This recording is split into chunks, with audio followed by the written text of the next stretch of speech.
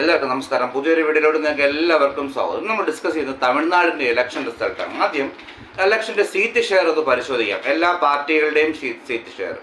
വിജയുടെ ടി.വിക്ക് നേടിയത് 108 സീറ്റാണ് നേടിയത്, ഏറ്റവും വലിയ ഒറ്റകക്ഷി.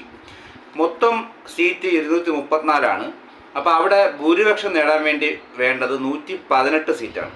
അപ്പോൾ വിജയ്ക്ക് 10 സീറ്റിൻ്റെ കുറവാണ് നിലവിലുള്ളത്. 108 സീറ്റ് മാത്രമേ വിജയിക്കുള്ളൂ ടി.വിക്ക്. അടുത്ത രണ്ടാമത്തെ ഏറ്റവും വലിയ കക്ഷിയായിട്ടുള്ളത് DMK ആണ്. MK സ്റ്റാലിൻ്റെ DMK 59 സീറ്റാണ് DMK നേടിയിട്ടുള്ളത്. MK സ്റ്റാലിൻ തോറ്റുപോയി. എന്നാലും രണ്ടാമത്തെ AIADMK അവർക്ക് 47 സീറ്റാണ് ലഭിച്ചിട്ടുള്ളത്. പിന്നെ ഉള്ളത് കോൺഗ്രസിന് 5 സീറ്റാണ് ലഭിച്ചിട്ടുള്ളത്. പിന്നെ PMKക്ക് 4 സീറ്റ്. പിന്നെ മുസ്ലിം ലീഗ് 2 സീറ്റ്, CPI 2 സീറ്റ് എന്നിങ്ങനെയാണ് സീറ്റ് ഷെയർ വന്നിട്ടുള്ളത്.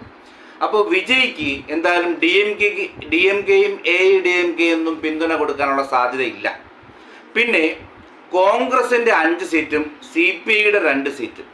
ഈ കോൺഗ്രസിൻ്റെ രാഹുൽ ഗാന്ധിയെയും CPIയുടെ നേതൃത്വത്തെയും വിജയ് നേരിട്ട് ഫോൺ വിളിച്ചു കഴിഞ്ഞു. അപ്പോൾ 5-2-7 അവരുടെ പിന്തുണ വിജയ്ക്ക് കിട്ടുമെന്നുള്ള കാര്യത്തിൽ സംശയമില്ല. അങ്ങനെയാണെങ്കിൽ 115 സീറ്റ്.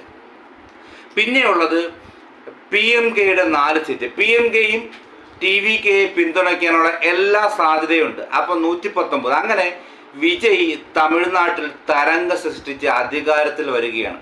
ഇത് തന്നെ ഒരു അത്ഭുതകരമായ കാര്യമാണ്. കാര്യം ഒരു പുതിയ പാർട്ടി രൂപീകരിച്ച് മാസങ്ങൾക്കകം ആ പാർട്ടി ആ സംസ്ഥാനത്തെ ബഹുഭൂരിപക്ഷം വോട്ട് നേടി അധികാരത്തിൽ വരുന്നത് തന്നെ വലിയൊരു അത്ഭുതം തന്നെയാണ്. പിന്നെ ഇത് വോട്ട്, അതായത് സീറ്റ് ഇത്രയും നേടാനുള്ള കാരണമായിട്ട് വരുന്നത് ഈ പുതിയ വോട്ടർമാരെല്ലാം വിജയ്ക്ക് വോട്ട് ചെയ്തു എന്നാണ് പറയപ്പെടുന്നത്. അതിനുള്ള കാരണം വിജയ് ആരാധകരായിട്ടുള്ള ജെൻസി കുട്ടികൾ 2000-ന് ശേഷം ജനിച്ചുള്ളവരെല്ലാം വിജയ് ആരാധകരും വിജയ്ക്ക് വേണ്ടി വോട്ട് ചെയ്തവരുമാണ്. ഈ കുട്ടികൾ വീട്ടിലെ അവരുടെ മറ്റുള്ള അച്ഛനും അമ്മയും മാമനും എല്ലാവരെ കൊണ്ടും വോട്ട് ചെയ്യിപ്പിച്ചിട്ടാണ് വിജയെ വിജയിപ്പിച്ചു എന്നാണ് പറയുന്നത്.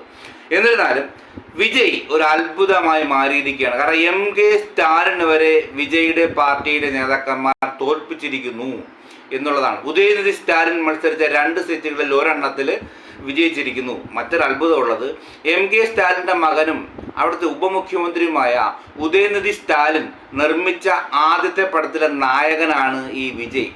ആ വിജയാണ് തമിഴ്നാട്ടിലെ മുഖ്യമന്ത്രിയായി അധികാരമേറ്റെടുക്കാൻ പോകുന്നത്. എന്താ അല്ലേ? അപ്പോൾ നിങ്ങൾക്ക് ഏവർക്കും വീഡിയോ ഇഷ്ടമായി ലൈക്ക് ചെയ്യണം, സബ്സ്ക്രൈബ് ചെയ്യണം, ഷെയർ ചെയ്യണം.